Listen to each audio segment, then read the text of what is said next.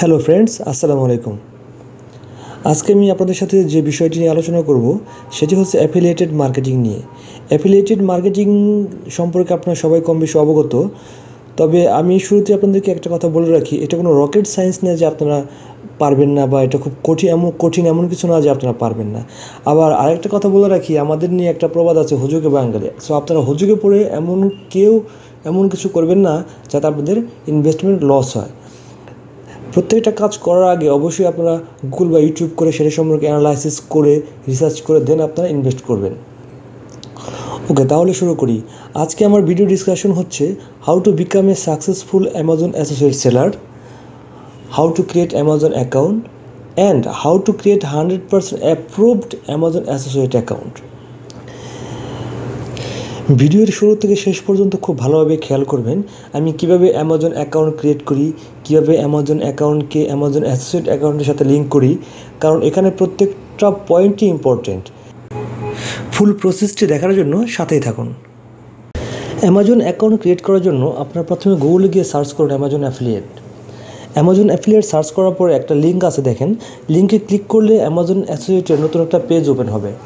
নতুন পেজের উপরে দেখেন অ্যামাজন অ্যাসোসিয়েটের লোগো আছে, তার নিচে বক্সে লেখা আছে recommended product or earn commission, তার নিচে সাইন আপ।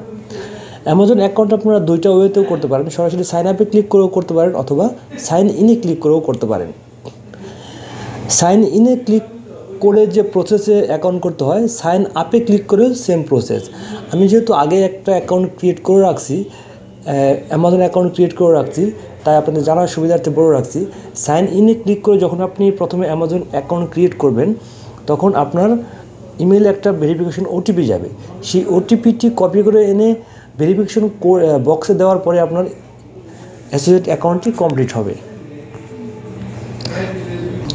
যখন আপনার অ্যামাজন অ্যাসোসিয়েট অ্যাকাউন্টটি হয়ে যাবে, তার মানে হচ্ছে অ্যামাজন অ্যাসোসিয়েট অ্যাকাউন্ট খোলার যে দুইটা ধাপ, তার প্রথম ধাপ আপনার কমপ্লিট।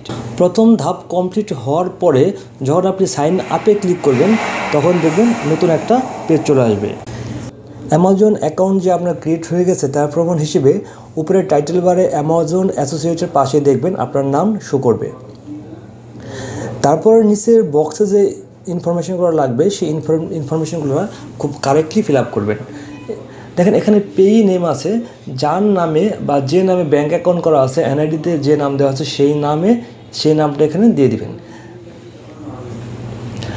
তারপরে অ্যাড্রেসগুলো দিয়ে দিবেন, একদম সঠিক অ্যাড্রেস দিয়ে দিবেন। অ্যাড্রেস দেওয়ার পরে country, city, postal code, phone number যেটা যেভাবে আছে ঠিক কারেক্টলি ওভাবেই ফিল আপ করবেন। আমি যেভাবে ফিল আপ করছি ঠিক দেখে দেখে।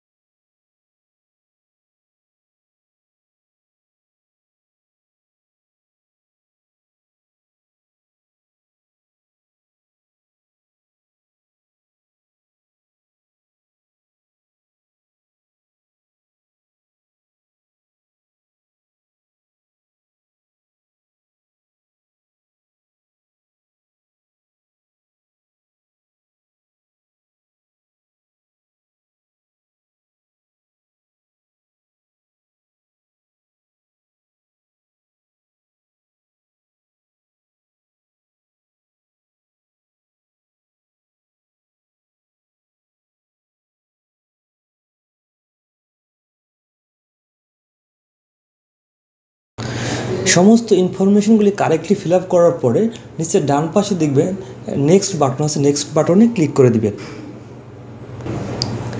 এখন দেখেন নতুন আরেকটি পেজ ওপেন হয়েছে, এখানে দুইটা বক্স আছে। এই দুইটা বক্সের মানে হচ্ছে আপনি যদি আপনার কোনো ওয়েবসাইট বা কোনো ব্লগ সাইট এখানে অ্যাড করতে চান তাহলে অ্যাড করতে পারবেন।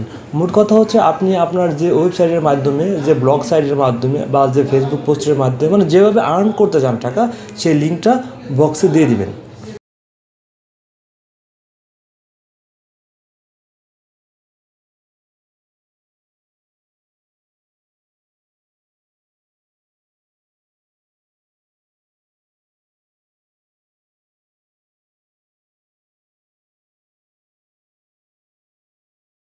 বক্সে দেওয়ার পরে নিচে দেখেন ইয়েস এবং নো দুইটা অপশন আছে। এখানে কোনটা দিবেন, ইয়েস অর নো? এখানে অবভিয়াসলি আপনি নো দিয়ে দিবেন।